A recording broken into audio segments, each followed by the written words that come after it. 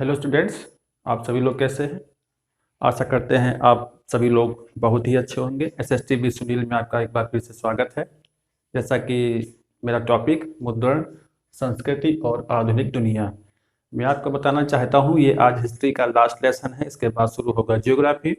इसके अलावा जो हायर एजुकेशन के भी स्टूडेंट्स हैं जो पॉलिटिकल साइंस और हिस्ट्री से पढ़ते हैं, मैं उनके लिए भी अलग से वीडियो बनाऊंगा और उसको प्लेलिस्ट में भी डाल दूंगा ताकि सबको सहूलियत रहे। ओके, स्टार्ट करते हैं। मुद्रण संस्कृति किताबें हमारे जीवन का एक अनिवार्य अंग है और स्पेशली मेरे और आपके जीवन का, स्टूडेंट्स और मैं, है ना। तो कितना अध्ययन करते हैं तो ये सब जो है हमारा जीवन कितना इस पर जो है व्यतीत होता है, अपने जीवन के कितने वर्ष हम इस पर व्यतीत कर देते हैं। ओके, जल्दी शुरू करते हैं। मुद्रण संस्कृति की शुरुआत होती है पूर्वी एशिया से। पूर्वी एशिया में चीन, जापान और कोरिया से। चीन में प्रशासनिक वर्ग जो था, प्रशासनिक वर्ग वो प्रतियोगी परीक्षाओं का आयोजन करवाता था। जैसे यहाँ पर सिविल परीक्षाएं होती हैं, वहाँ भी सिविल परीक्षाएं होती थी उस जमाने में, ताकि योग्य कर्मचारियों का चयन किया जा सके। तो उसके लिए सिविल परीक्षाओं का आयोजन होता था।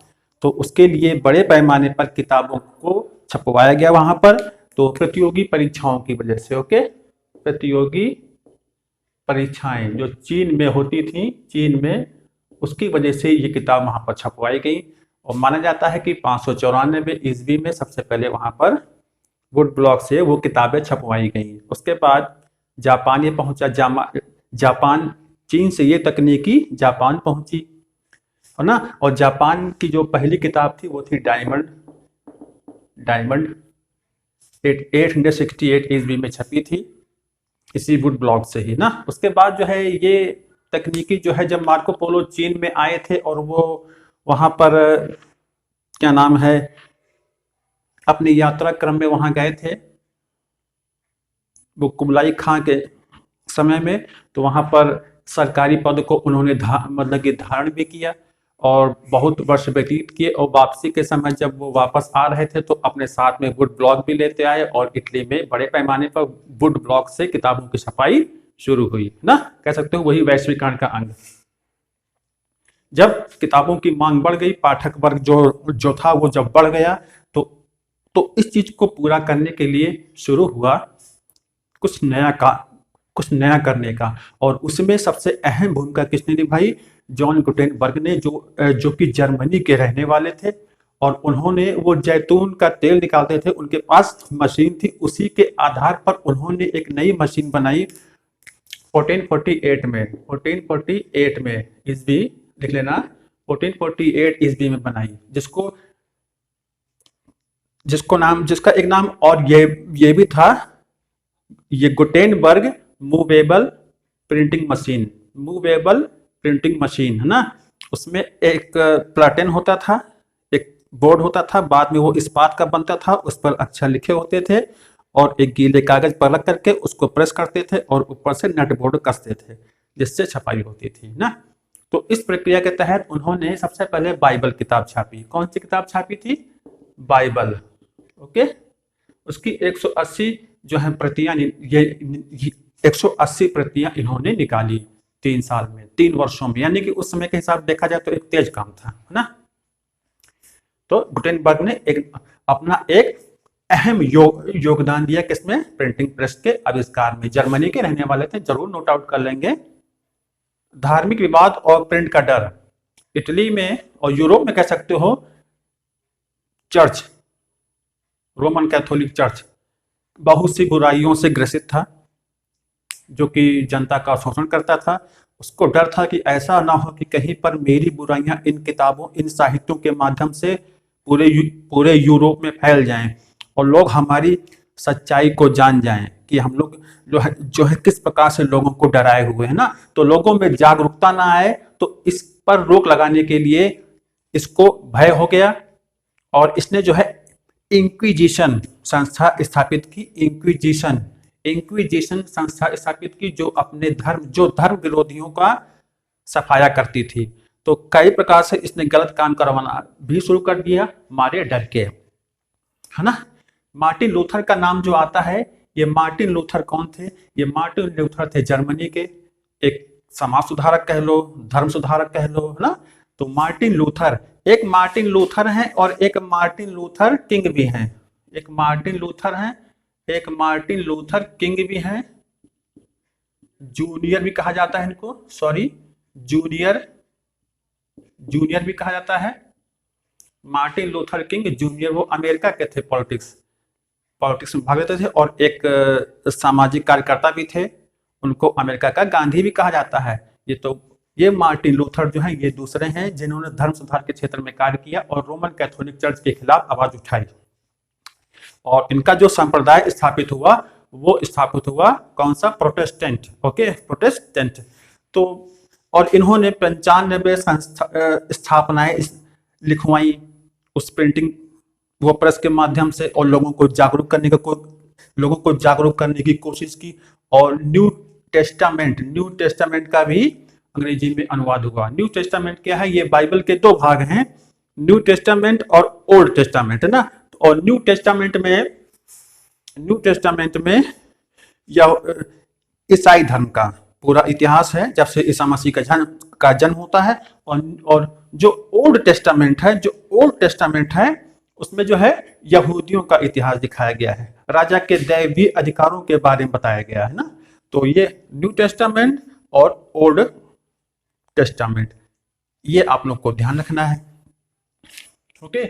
इसके बाद टॉमस पेन, वॉल्टेयर और रूसो के विचारों को पढ़ करके लोगों में तार्किकता का विकास हुआ और फ्रांसीसी क्रांति संभव हो पाई। टॉमस पेन ये भी ब्रिटेन के रहने वाले थे, है ना। और इन्होंने कॉमन सेंस नामक एक किताब लिखी थी और अमेरिका की क्रांति के दौरान अमेरिका का ही पक्ष लिया ब्रिटेन के खिलाफ, है ना।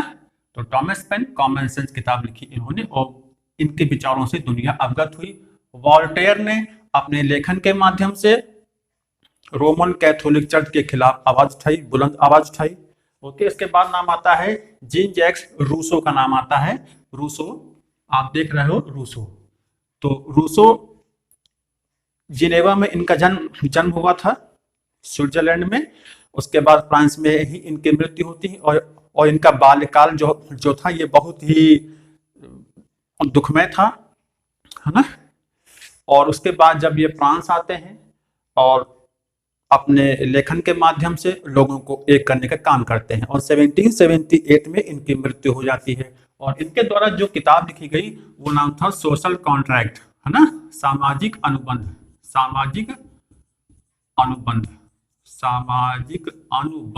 सोशल कॉन्ट्रैक्ट, ध्यान करेंगे। इसके माध्यम से इन्होंने ये बताया कि सामाजिक समझौते के द्वारा राज्य और सरकार की उत्पत्ति हुई और उससे पहले एक मानव लोग जो थे वो एक जंगली जीवन व्यतीत कर रहे थे, उनमें राज्य नाम की और सरकार नाम की संस्था ही नहीं थी। उसके बाद इन लोगों ने समझौता किया और एक सरकार का गठन किया। तो इस पर हम कभी बात करेंगे। तो रूसो ने भी लोगों को प्रेरित किया और 1778 में इनकी मृत्यु हो जाती है और इन्हीं के विचारों को ही साहित्यों के माध्यम से पढ़ करके ही 1789 में फ्रांस की क्रांति संपन्न होती है। तो कहीं ना कहीं इन्होंने लोगों को जागरूक किया, किसके माध्यम से? मुद्रण संस्कृति, ओके। तो ये चीजें हैं। उसके बाद मर्सिये की एक घोषणा सबको याद आती है। इसने कहा था कि जो प्रिंट मीडिया है, जो समाचार पत्र है, एक ऐसा हथियार है जिसकी आंधी में निरंकुशवाद जो है उड़ जाएगा, ओके। तो ये मर्सिये की घोषणा थी। उसके बाद भारत में भी संस्कृत, अरबी, फारसी और क्षेत्रीय भाषाओं की परंपरा थी और इन्हीं भाषाओं में पांडुलिपियां तैयार होती थी, लेकिन वो ताड़पत्रों पर तैयार होती थी। अब ताड़पत्र जो थे वो समय के हिसाब से खराब होते चले गए, उनको सही ढंग से सहेज करके रख पाना बड़ा कठिन काम था, ठीक है। तो वो है, ऐसी बात नहीं है, लेकिन उनका हम ज्यादा यूज नहीं कर पाते या यूज नहीं कर सकते हैं, या बहुत सारी पांडुलिपियां जो हैं खत्म हो चुकी हैं। उसके बाद 16वीं सदी में प्रिंटिंग प्रेस का भारत में आगमन होता है। कोंकणी, मलयालम और कन्नड़ भाषाओं में मुद्रण की शुरुआत होती है। ये लोग कौन थे जो आए थे? ये थे जेसुइट, जेसुइट पादरी, ये पुर्तगाल से आए थे, ये पुर्तगाल से आए थे और गोवा में इन लोगों ने पहला प्रिंटिंग प्रेस लगाया और किताबों का प्रकाशन शुरू करवाया। ये लोग मिशनरी थे और अपने धर्म का प्रचार प्रसार करने आए थे, ईसाई धर्म का ना। तो इसके माध्यम से इन लोगों ने, प्रिंटिंग प्रेस के माध्यम से इन लोगों ने बाइबल का अनुवाद कराया और उसका प्रचार प्रसार किया, बाइबल धर्म, वो ईसाई धर्म का, बाइबल के माध्यम से। ओके, तो ये चीज हुआ। अब एक नाम आता है जेम्स ऑगस्टस हिक्की। ये आयरलैंड के थे, बहुत ही इंपॉर्टेंट है, सभी लोग जरूर लिखेंगे। आयरलैंड, ये आयरलैंड के रहने वाले थे। आयरलैंड की राजधानी डबलिन, उत्तरी आयरलैंड जो है यूनाइटेड किंगडम में शामिल है, आप लोगों को पता है, अगर नहीं है तो जान लीजिए। ओके, तो जेम्स ऑगस्टस हिक्की आयरलैंड के रहने वाले थे और ये ईस्ट इंडिया कंपनी के मुलाजिम थे, नौकरी करते थे। कलकत्ता में इनकी पोस्टिंग हुई और ये एक, कह सकते हो, एक खोजी पत्रकारिता में विश्वास करते थे।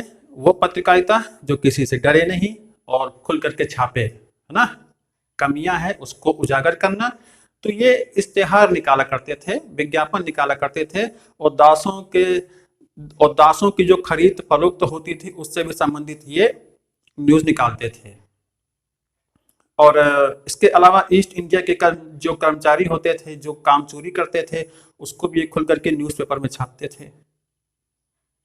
इन्होंने कहा था कि समाचार पत्र जो है स्वतंत्र है, इसके ऊपर किसी का प्रभाव नहीं है। इसी आधार पर ये एक, कह सकते हो, एक अच्छी पत्रकारिता करते थे।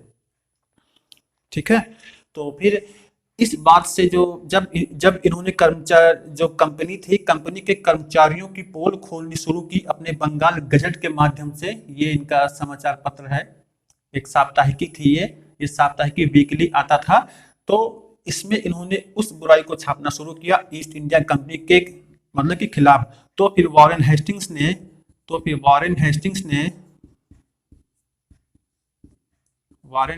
ने इनके समाचार पत्र को प्रतिबंधित कर दिया। तो कहा कि अगर छापना ही है तो ईस्ट इंडिया जो कंपनी है उसके पक्ष में छापो कुछ भी। ठीक है, तो 1780 में ये बंगाल गजट छपना शुरू हुआ था। ध्यान रखना, इंग्लिश लैंग्वेज में। किसमें? इंग्लिश लैंग्वेज में। ये इतने महान पत्रकार थे कि वर्तमान के जो पत्रकार हैं उनके लिए एक प्रेरणा स्रोत हैं। कलकत्ता की नेशनल लाइब्रेरी में, है ना, कलकत्ता की नेशनल लाइब्रेरी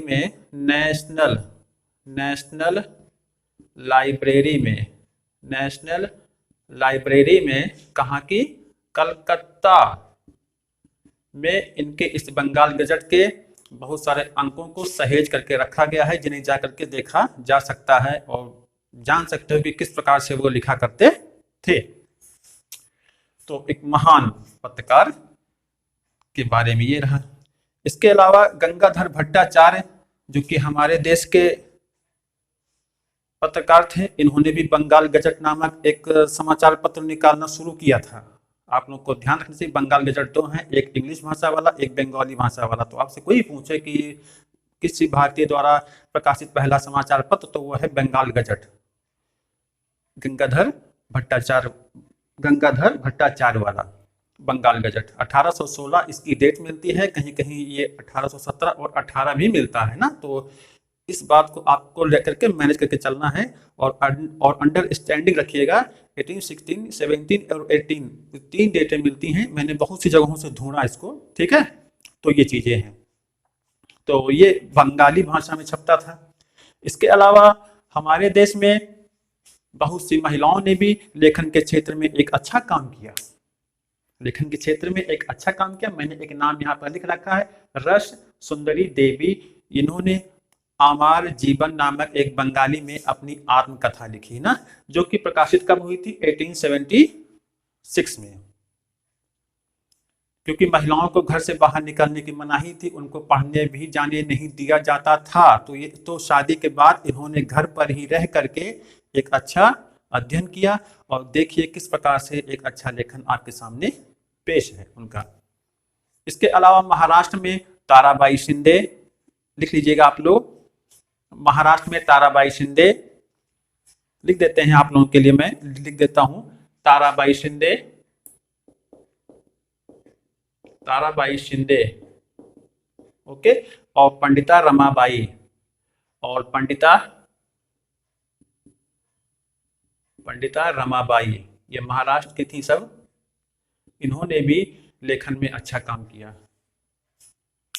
शादी के बाद भी अच्छा अध्ययन किया, वो पढ़ लिख करके इन्होंने साहित्य के क्षेत्र में अपना एक नाम रोशन किया। इसके अलावा कुछ कट्टरपंथी सोच वाले लोग भी थे जो पढ़ाई लिखाई में भी विश्वास नहीं करते थे और कहते थे कि अगर ज्यादा पढ़ लिख जाएंगी ये बेटियां तो फिर इनके साथ गलत होगा, इनका चरित्र जो है खराब हो सकता है। लेकिन ये कैसे संभव है ना? आप ही लोग सोचिए कि क्या ये संभव है? क्या किताबें हमको बिगाड़ती हैं? ना, बिगाड़ते तो हम ही लोग हैं, गलत आदतों को अपना करके, गलत संगत करके। किताबें और किताबों की संगत तो आपको बनाती है, संवारती है, आपका भविष्य बनाती है, ये क्यों आप बोल रहे हैं? तो ये दकियानूसी विचारधाराएं थी जो लड़कियों को न पढ़ने जाने देने को लेकर के संबंधित थी ना। और इसके बाद बहुत सारी किताबें छपी, और शुरुआती जीवन में जब किताबें छपनी ये स्टार्ट हुई, जैसे जापान में, चीन में, तो वहां पर सामाजिक चित्रों को दर्शाया जाता था उन कहानियों के माध्यम से, सामाजिक जीवन को। जैसे सड़क के किनारे का जीवन, जो दुकानें खुली हैं, होटल खुले हैं, होटल में कैसी बातें हो रही, किस प्रकार की बातचीत हो रही है, लोगों का आवागमन। तो इस प्रकार से ये वो चित्रों वाली किताबें बननी शुरू हुई, छपनी शुरू हुई, लिखनी शुरू हुई, है ना। तो इस प्रकार से आपने देखा इस संस्कृति का इतिहास। ये मैंने बहुत शॉर्ट फॉर्म में आपको बता दिया है। अगर आप लेसन पढ़ते हो तो आपके लिए इसके द्वारा, इसको जोड़ के पढ़ोगे तो आपके लिए बहुत आसान हो जाएगा, है ना। और इसके अलावा समाचार पत्रों, यानी कि वही मुद्रण में ही तो आता है, प्रिंटिंग में ही। समाचार पत्रों ने भी बड़ा योगदान किया है आपकी इस हिंदुस्तान की, भारत की आजादी के लिए, जिसके माध्यम से, जैसे तिलक ने केसरी और मराठा निकाला, जिसके माध्यम से उन्होंने सरकार को अपने निशाने पर लिया और सरकार की नीतियों को उजागर किया समाचार पत्रों के माध्यम से। लोग पढ़े लिखे तो कम थे, लेकिन समाचार पत्र जब आता था तो लोग एक चारपाई लगा करके बैठते थे और एक कोई पढ़ा लिखा वो इंसान आता था और सबके सामने वो जो है उसका वाचन करता था और लोग उसको सुनते थे कि क्या हो रहा है। इसी प्रकार से ये फ्रांस की क्रांति की कहानी भी हमारे देश में आई और लोगों को पढ़ करके सुनाया गया कि देखो कैसे वहां के लोग एक हुए, राष्ट्रवादी सोच पैदा किए और वहां के राजा को खत्म किया। तो देख सकते हो आप, बोलती तो नहीं है किताबें ये, लेकिन बोलती तो नहीं है, लेकिन इनका जो एक प्रभाव है वो बहुत दूर तक जाता है। हम जब कुछ भी पढ़ते हैं तो जब हमें वो समझ में आता है तो लगता है कि हम लोग वहां पर पहुंच चुके हैं, है ना। अगर कहानी के जैसे पढ़ा जाए, इसी प्रकार से आपको लेसन भी जो है कहानी के द्वारा ही पढ़ना चाहिए, आसान हो जाता है ना। तो आपने देखा कि किस प्रकार से किताबों ने, समाचार पत्रों ने, और वर्तमान में तो जानते हो ये डिजिटल युग है, एज है, इंटरनेट हो गया है, टेलीविजन है ना, और कितना आसान हो गया है। लेकिन उस समय किस प्रकार से लोगों ने कठिनाइयों का सामना करते हुए आप लोगों तक इस संस्कृति को पहुंचाया। तो एक प्रकार से कह सकते हैं ये एक वैश्वीकरण का ही प्रभाव है ना। तो आशा करता हूं मेरा ये आपको आज का वीडियो अच्छा लगा होगा। आशा ही नहीं, क्योंकि मुझे विश्वास है, क्योंकि आप लोग मेरा साथ दे रहे हो, अच्छी बात है। और पूरी वीडियो जरूर देखें ताकि जानकारी पूरी हो सके ना। आधी अधूरी जानकारी लेकर के आप चलोगे तो जीवन में सफल कैसे होगे। कभी भी भटकिए ना, या किसी चीज को बहुत जल्दी पाने की कोशिश भी ना करिए कि लाओ यहाँ से भी वहां से भी। थोड़ा स्टेबिलिटी होनी चाहिए, है ना। स्टेबिलिटी, थोड़ा स्थायित्व भी होना चाहिए। ये स्टडी लाइफ है, भागने वाली नहीं है कि भागो जल्दी से, क्या है देखो, जल्दी खत्म करो ना। उसको ध्यान से देखिए, उसको ये सब जो है नोट आउट भी करते रहिए, है ना। तो फिर आज का मेरा वीडियो यही रहा, बहुत लंबा तो नहीं है, लेकिन मैंने एक लेसन को इन इन 12 पॉइंट्स में समेटने का काम किया है। तो आशा करता हूँ मेरा ये वीडियो अच्छा लगा ना। तो मिलते हैं आपको नेक्स्ट वीडियो में। Okay, thank you.